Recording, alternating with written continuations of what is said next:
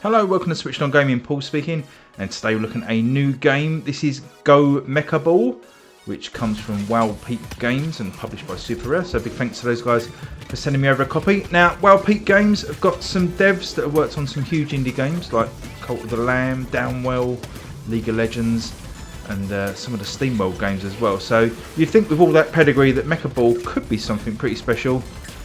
Whilst there's some flashes of promise here, I would say there's too many conflicting ideas and systems that bring it down ultimately to quite an unsatisfying experience for me. So the premise here is you're taking one of 4 unlockable characters through 4 different worlds, each of them made up of multiple stages culminating in a boss fight. There's not much of a story as there isn't in many of these kind of roguelite games, but there's a short story about fun being sucked from the world and you're on your mission to restore that to the world.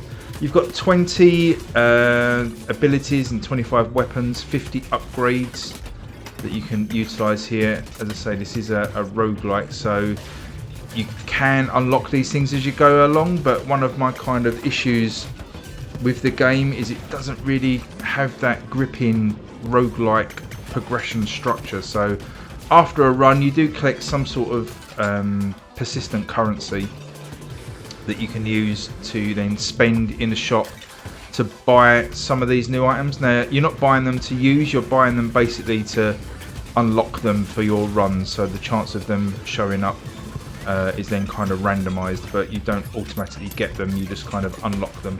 So I'm not really a big fan of that. I'm kind of like roguelites where you get abilities and get more powerful for each run and make your progress a little bit easier. So there's not really much of that. You know, you're kind of still relying on luck to pick up these new items that you've unlocked.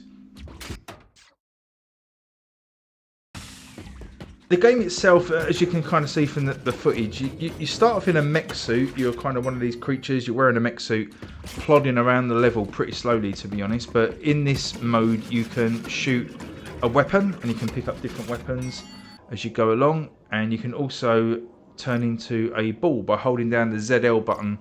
Will turn you into this mecha ball, and then you can whiz around the level at a much higher speed. And then by pressing ZR you can boost into things.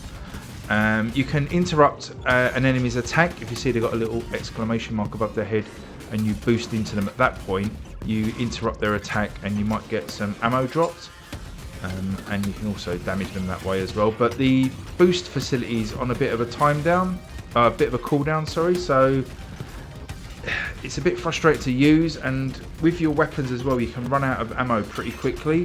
So you get to some situations where you can't boost and you can't fire, you're just kind of rolling around aimlessly around the level waiting for your boost to recharge, so you can hopefully randomly get some ammo packs deployed so you can start using your weapon again. It's all a little bit clumsy, to be honest, and as I say, it's a weird mix because when you're in the mecha suit form you're really slow, so you're kind of plodding around the level quite slow and it's a bit frustrating. So it feels like they had a bunch of good ideas and just put them all in without really considering how they all work together. That's the feeling I've taken away from the game.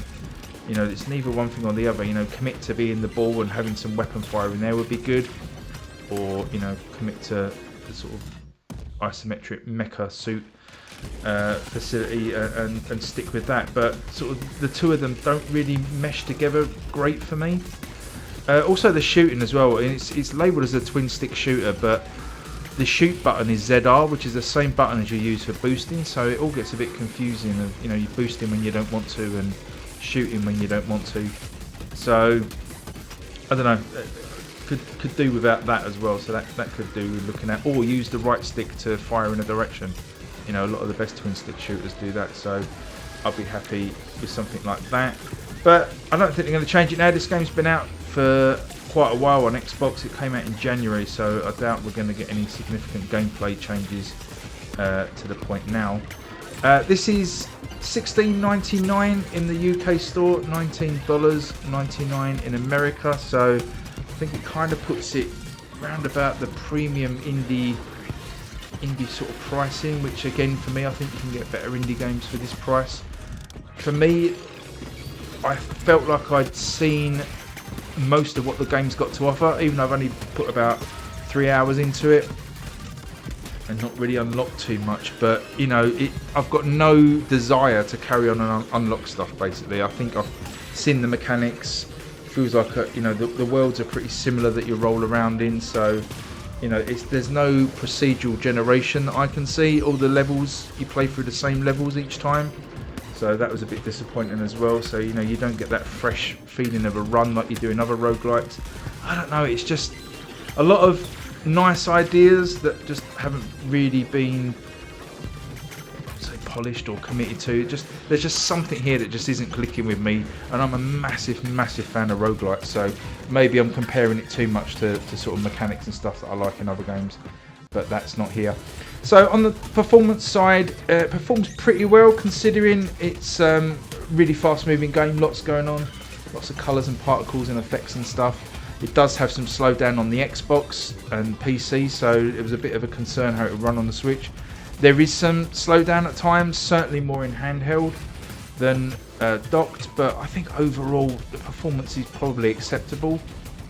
It didn't really spoil my enjoyment of the game at all, as much as it was, so that wasn't one thing that kind of put me off. So I did think that the performance was acceptable. As I say, it's a nice looking game, and it's a crazy game. The music and the sound effects are crazy, so it's quite a fever dream when you're playing it. But for me, didn't quite hit the spot. I'm going to give it 6.5 out of 10. I think from looking around at some other reviews this year of it on other systems, I think it's generally been received well. So this may just be a personal opinion of mine. Your mileage may vary, but my advice would be stick it on a wish list and maybe pick it up when it's got a significant discount. There you go. Hope you enjoyed that. It's my review of Go Mecha Ball on the Nintendo Switch. That is out today. 26th of September. Hope you enjoy it. Hope you enjoyed the video. Please like and subscribe if you did. And I'll catch you all next time. Thanks everyone. Bye bye.